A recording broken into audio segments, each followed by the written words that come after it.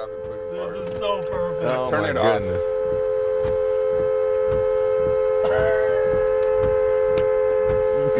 I have Okay. no idea what's going on. We got an alarm. Did you? What kind of is there a key fob?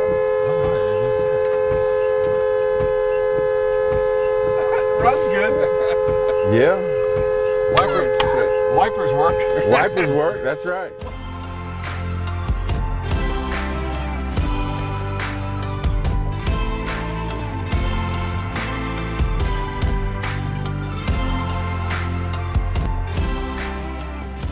Wow. Dude, Craig, man, here we are. we're at it again, brother. Heading to Norfolk today, but before we do that, we got that's to right. talk about some things. Okay. I see your eyes. Let's talk about some things. Okay. The haircut. I know. What was the promise last time? The promise was that I was going to cut it, but that was Right. more of like shame and guilt. Uh-huh. You know, I've come to really enjoy my locks, and I'm actually motivated by you. You're growing yours out too. I see. Yeah. Well, you know, like Yeah. reverse comb over. I'm doing It the looks reverse good. comb over, It right? looks so good. Wow. See, Yeah. Well, you're infectious, and we've. that's not a nicknamed- good thing to say right now in these times with our masks. But luckily, we're socially distanced, elbows. Loving, wearing masks. Right. But today we got a real quick mention. We're award winners, brother. You're looking at 2 award winners for the show. Yep. We got awarded the best new show on. Carbon TV. Yep, but I call it Emmys. Or Carbon TV Oscars, and yeah. Oscars. Listen, so many thanks go out there to Silverhawk Aviation, to Flight Flicks, to Nebraska State College Association, to Roro Flicks. Roro Flicks. Carbon TV. Oh my goodness, and all the guests that we've had on. Our guest today is the Director of Economic Development for this great state right here in Nebraska, Anthony Goins, who's joining us today. He's not only that, he's an author, a new author. Anthony is also owner of Capital Cigar Lounge. He's had a history in business, and before This that, dude is culture, man. He's oh, culture. every bit about him. Thank you so much, sir, for joining us Man, today. it's great to be here with my friends. Yes, that's right. It's good to see. Oh, that's right. Wait, we Good got to to do see this you. one. That's Yes, good. Here we sir. go. Good Got to to do see the you, elbow bump. Anthony. That's right. It's called a Pete Ricketts elbow bump. It's the Pete Ricketts elbow bump. Yeah. I know Governor Brandon Pete does. Ricketts. Yeah, it's awesome. That's So we're right. flying to Norfolk, Nebraska today, That's great. and can't wait to hear your story. Yes. The air is perfect. What are you? Are you excited? Nervous? Tell me about it. I'm nervous. Well, I'm going to need some reading material for the. Oh my goodness. Well, how about this? Something in the Sir, water. This Story of Lincoln's founders and builders. Oh wow. this is Some of the 20 of the greatest entrepreneurs on the planet, right here in Lincoln, Nebraska. I was number 21, so I'm Well, gonna be in you're in chapter. You in volume 2. Version I'm gonna be volume in volume 2. 2. That's right. Volume 2. Volume Watch 2. for me, folks. Volume 2. That's Volume right. 2. That's You heard right. it. Are you ready? I'm ready. All right. Let's do this thing, Let's guys. All right. Oh man, to get Tony on the show was great. We waited a long time, a couple years, but I knew it was going to be fun to learn from him, and I knew it was going to be a blast to see his reaction to flight. I mean, it's a really cool plane, but it was small, and so I was nervous. But you know, I trusted Collin. And, you know, he's a great pilot, and so I was nervous. You know, but I felt like it was going to be all right. I mean, I was thinking positive thoughts. So Tony, we successfully departed Lincoln, climbing up to about 3,500 on to 4,500 feet. Okay. What do you think so far? Well, it's pretty cool. Are you nervous? Are your nerves chilling a little bit? Well, you know, once I was in the plane and we started to ascend, you know, I mean, I was fine at that time. You know, it was like a normal takeoff. It wasn't very bumpy. It was very smooth. I mean, Collin did a great job. So Tony, you're the Director of Economic Development for the state of Nebraska. All right, you've got a hell of an interesting story, but I want to dive a little deeper than just how you got here. Tell me about your upbringing. Where did you grow up? I grew up in Greensboro, North Carolina. Okay. Which was, a really, really great city. So listen, I had a wonderful upbringing. I had great mentors, and I joined the Marine back in 1986. Okay, what made you decide to join the Marine Corps? 82. I stayed 82. I got out in 86. I went in 82. Tell me about that decision, because you were a wrestler in high school. Yeah, I was a wrestler in high school. But I mean, really, the decision for me to join the Marine Corps was based based on the fact that I had a daughter at the time. My daughter Tony needed benefits, you know. So I knew if I joined the Marine Corps, I liked the uniform, but I knew it would, you know, give me some discipline and help to put me on a better path in life in terms of a higher level of intensity and focus. And at the end of the day, my daughter would have health insurance. Sure. I would be able to take care of her. That was the driving factor behind my joining the Marine.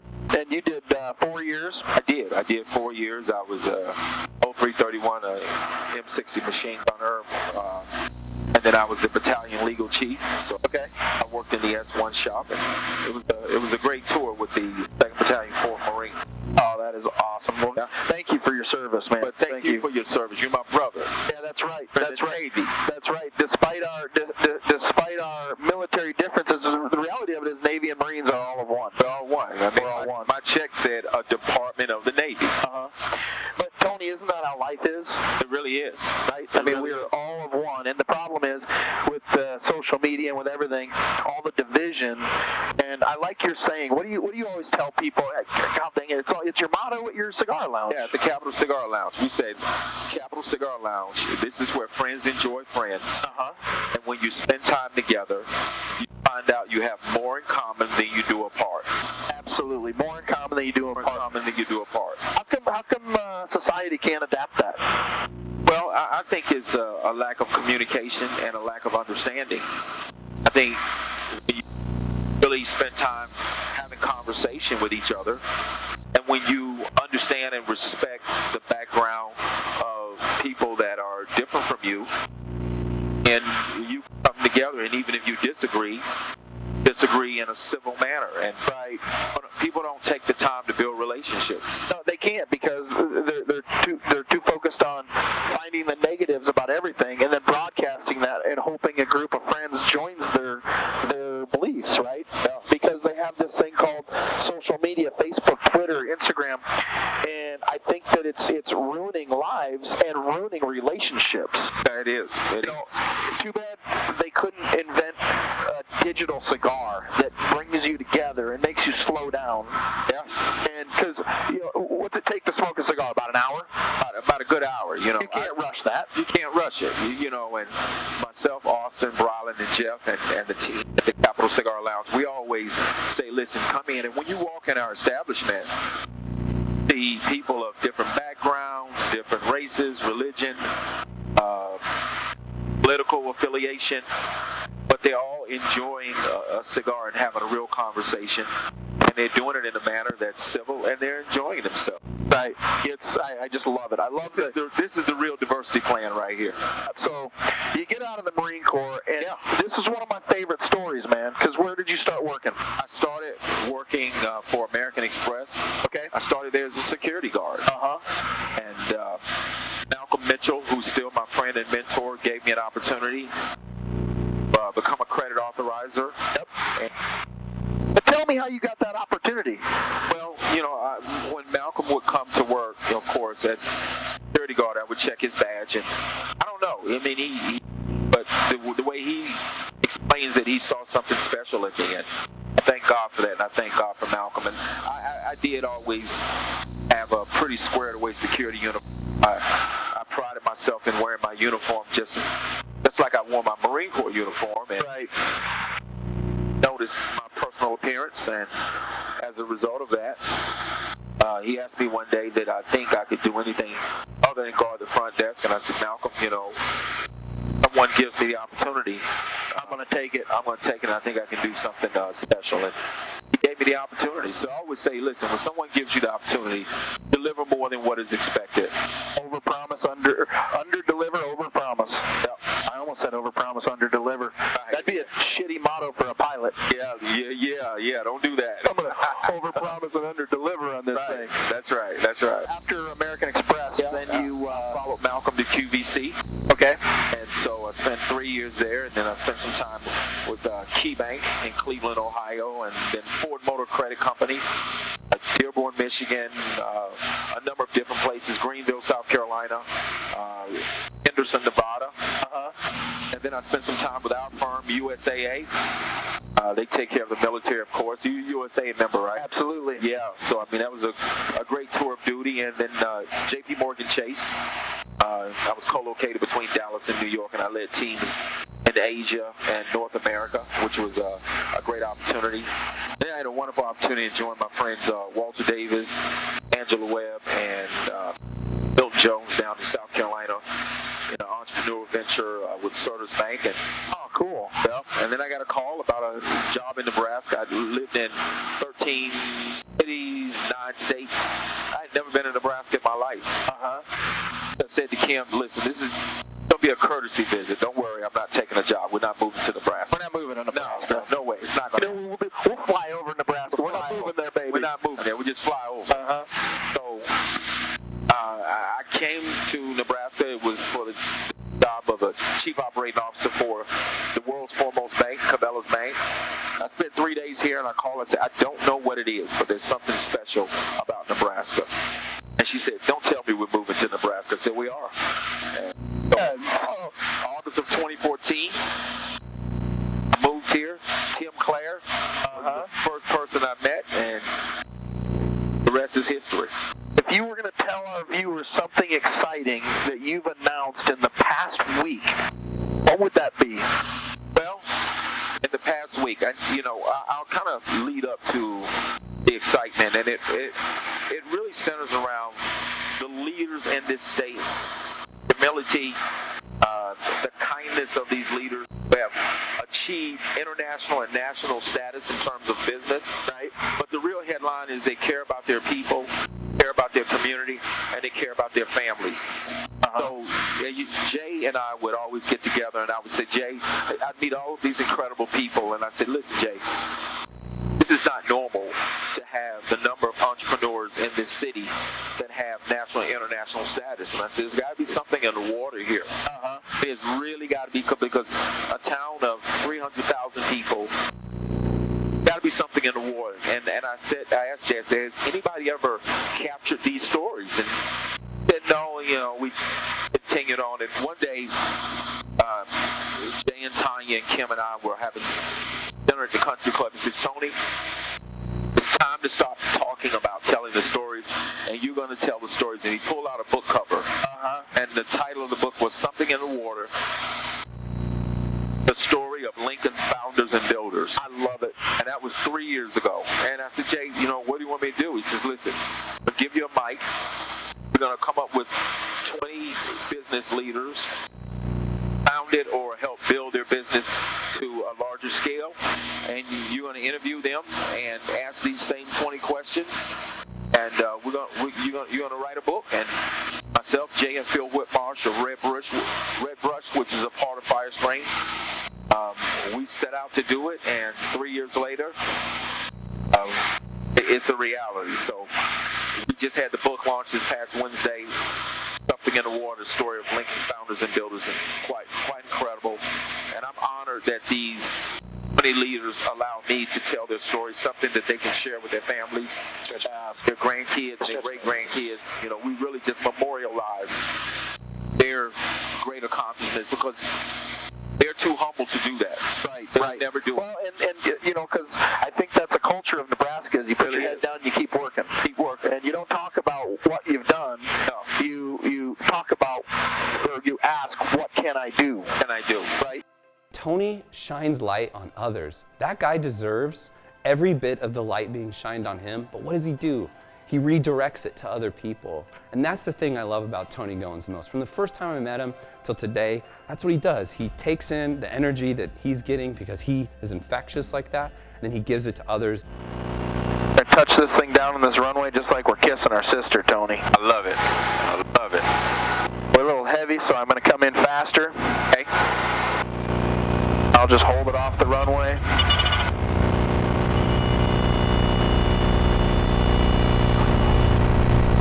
Like a glove. Bad dude, Collin.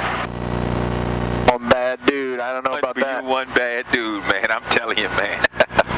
It's a different kind of man to be able to fly a plane, man. I respected you already. The respect and love is mutual. Man, I'm just amazed. Welcome to Norfolk, guys. Good to be here. What'd you think? Oh, it was great. So, Tony, Craig and I have a surprise for you. Oh boy, what's the surprise? So, we added a part of our show called Capital Cigar Chronicles. Okay. You're the first guest. Well, I'm excited about that. But today, we're lucky enough to be joined by a few special guests that you've allowed us to be around and have on the show. yeah. They're friends.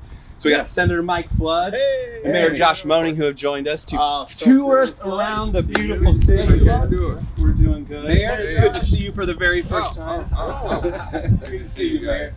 Courtesy Car Chronicles came up with an idea between myself and my co-pilot Craig. It was about going to small towns and checking out these cars that airports provide as a courtesy to pilots and crew.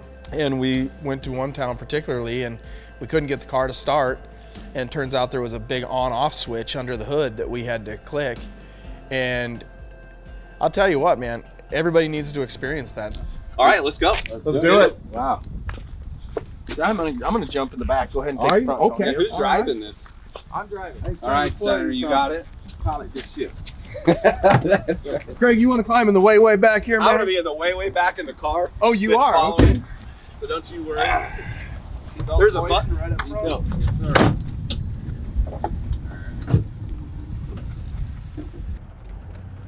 Here we go. Well, this is pretty exciting to have a chance to spend time with Senator Flood and the Mayor of Norfolk. I can't wait to hear about all the new things that are going on in Norfolk and the Northeast region. You can't wait to see how fast this damn van is. I'm gonna roll this thing out here a little Let's see bit. what she's got. Yeah, We're gonna get up to 65 You in can about feel 2 that minutes. power. I love it. I love it, Wait for it. man. So what's new in Norfolk? Well, since the last time you came to see us, Tony, there's been quite a few new things that developed. So we're anxious to show you our downtown and also some of the new construction happening on the West 275 bypass. Some Okay. new commercial endeavors and healthcare. So all across the board, you know, we feel pretty fortunate given this environment that things are continuing to move in Norfolk. That's great to hear. Nothing's really stalled out. Nothing fell to the wayside even through the pandemic. It was tough for our small businesses, but we just got sales tax receipts reports back for the month of June, and we were up 15% over That's last year. amazing. Wow. So, That's amazing. Now, in a former life, Tony, you were a banker, right? I was, yes, sir. We've got 3 big-time brand new banks going up in town right now. What banks do you have moving in? Well, they're all locally headquartered here. These are Okay. locally owned banks Okay. that have decided to build their headquarters here. And Okay. I'm going to show you here in just a second. I mean, it's like a banking competition. One builds 3 floors, the next one across the street has to go 4 floors. I love it. I love Norfolk is open for business. it. Norfolk is open for business. Driving through downtown, you realize that it's a small town, and having grown up in a small town in Nebraska, I have an idea about what that looks like. And Norfolk breaks that trend. There's a lot of new, vibrant, buildings, open front store faces, the people walking the streets and really enjoying their city, a city of 25,000. So it was really refreshing. They're really leaders in this state, and I think that a lot of leaders across the state can learn from Senator Mike Flood's leadership and Josh Moenning. That entire Northeast region has just done so much to try to revitalize some of our rural areas through technology, create retention around young talent, and really pro-growth, pro-business. Thank you, that's right. Those damn father-in-laws will get you. That's the secret weapon, grandparents. Grandparents. Oh, geez. Did you guys do that? I don't know what the hell's What going happened? I didn't. I what's actually. going on? You got an alarm going off? The horns started honking, the windshield wipers started going crazy, and the flashers started going on. And when Senator Mike Flood instantly looked and said, "What the hell did you guys do?" So my first thought was, do we need to bail out? What is this story gonna look like? Senator Flood, all of it, the van blows up. I had bad thoughts, but we couldn't get it figured out. Yeah. It's driving fine. We're in hot pursuit. We are, and it's not an engine issue. No. There we go. Let's get a police escort on this campus. We don't need a police escort. That's right. We got Senator and the Mayor, man. We're rolling, baby. We're rolling. It's a sunny day and we still got the wipers on. You got to take it back to the dealer. Is that what he said? Take it back to the dealer. Right there. Take it back to the dealer. Oh my goodness. Well, The mayor of Norfolk was kind of beside himself too. He had no idea what was going on, and they were both calm, but trying to rectify a situation that was unfixable. Oh my goodness. just be natural. Act like nothing's happening. So remember we were talking about how this might be too nice of a courtesy car? Yeah, I do remember. There's no washer fluid. And it seems to be revving a lot higher now. Bad things happen. That might just be me trying to get to our destination. When I get out of this car, I'm never getting into it again. I believe you, Mike. Unfortunately, this is our noble steed to get us back. Listen, in a crisis, everybody has a plan till you get hit in the mouth. That's what Mike Tyson used to say. We just stayed the course, and we still got the mission accomplished, even though Mike Flood said the van had a demon in it or something. But Well, we pulled up to Dinkle Implement, and our courtesy car was still going crazy with the horn and wipers. So we made a grand entrance.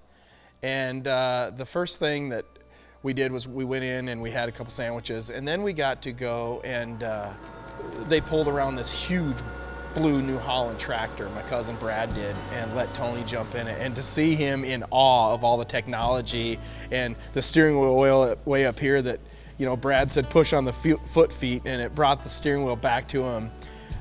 It was just awesome to see that thing start up and Tony roll across the lot with it.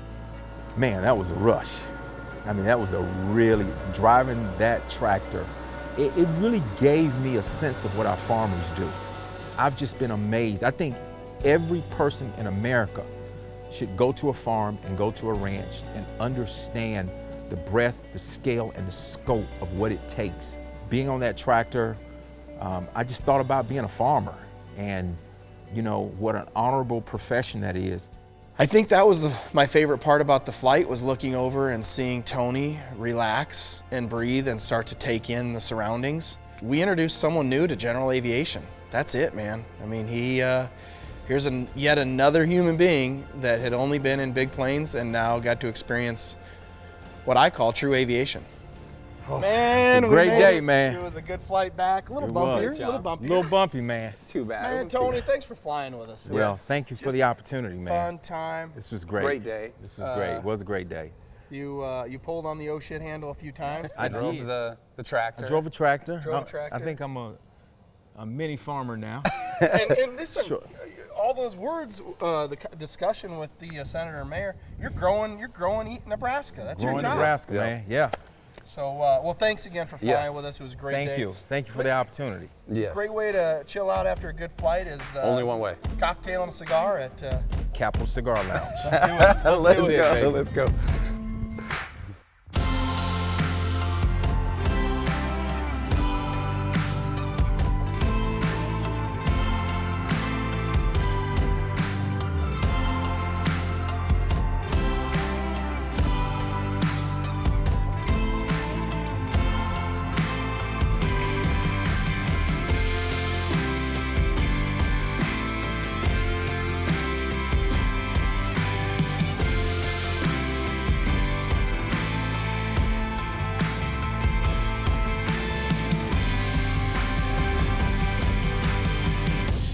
There are a lot of people in urban areas that want to live in Nebraska now. And so if we're going to grow and continue to flourish, we've got to tell our story. And my thought was, this was a great day. We're going to make this video go viral all around the world. And people of goodwill that understand our value system, what we say is, Nebraska is for you.